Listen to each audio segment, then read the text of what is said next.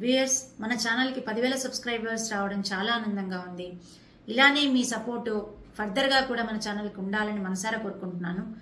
And మన ఛానల్లో publish అయినటువంటి వీడియోకి ఫస్ట్ 2 డేస్ లోపల మీకు ఏదైనా డౌట్స్ ఉంటే కమెంట్ బాక్స్ లో పెట్టండి, తప్పకుండా దానికి నేను ఆన్సర్ ఇచ్చే ప్రయత్నం. సో ఈ రోజు టాపిక్ లోకి వెళ్దామా. కేసు ఒక అఫెన్స్ జరిగిన తర్వాత ఆ అఫెన్స్ లో నేర ఆరోపణ ఎదుర్కొంటున్నటువంటి వ్యక్తి అక్యూజ్డ్ గా కోర్టుకు అటెండ్ కాకపోతే, రెగ్యులర్ వాయిదాలకు రాకపోతే జరిగేటువంటి పరిణామాలు ఏంటి?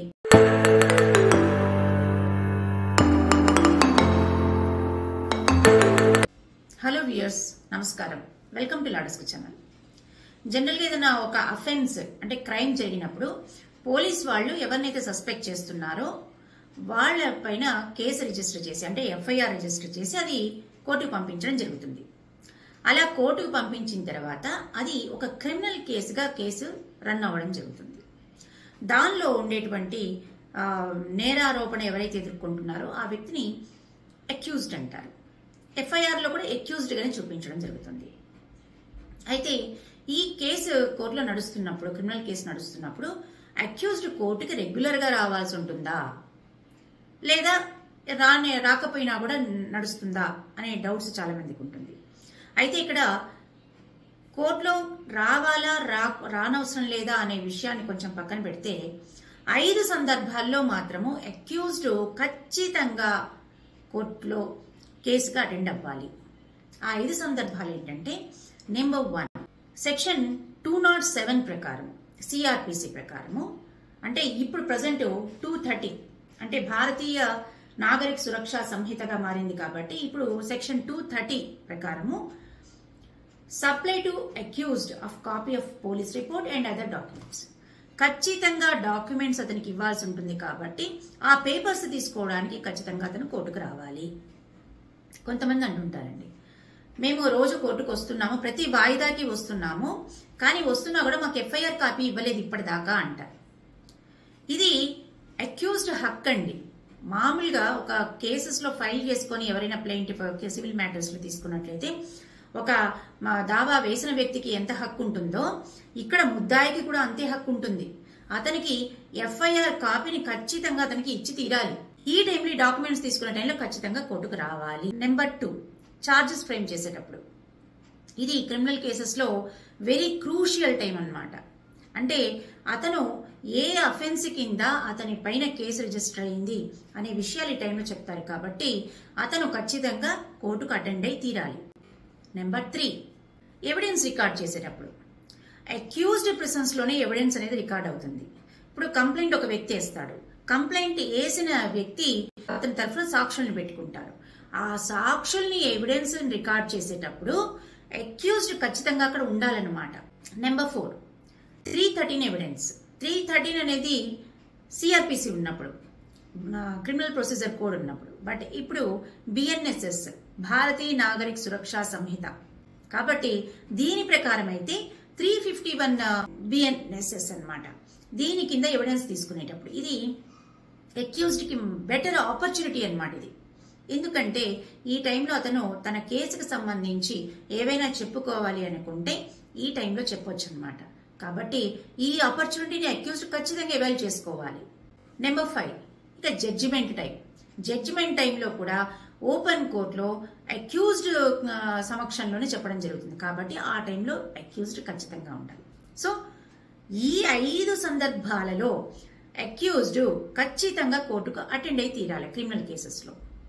అయితే అసలు అక్యూజ్డ్ కొన్ని సందర్భాల్లో రాని, ఏదైనా అవసరం పడి లేదా ఏదైనా అనారోగ్య కారణాల వల్ల కానీ లేదా ఇతరత్ర వాళ్ళ ఇంట్లో సంబంధించి ఏదైనా అవసరాల వల్ల కానీ లేదా ఏదైనా ట్రాన్స్పోర్టేషన్ వల్ల ప్రాబ్లం వల్ల కానీ ఏ ఇతరత్ర కారణాల వల్ల అయినా కూడా ఏదైనా ఒక రోజు రాలేని పరిస్థితి ఉంటుంది కదండి.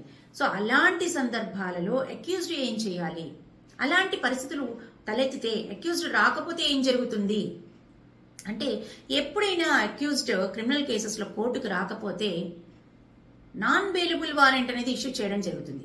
అయితే supreme court Satender Kumar versus CBI కేసులో చెప్పింది ఏంటంటే, ప్రతి కేసులో ప్రతి అఫెన్స్ కి సంబంధించి నాన్ బెయిలబుల్ వారెంట్ ఇష్యూ చేయొద్దు.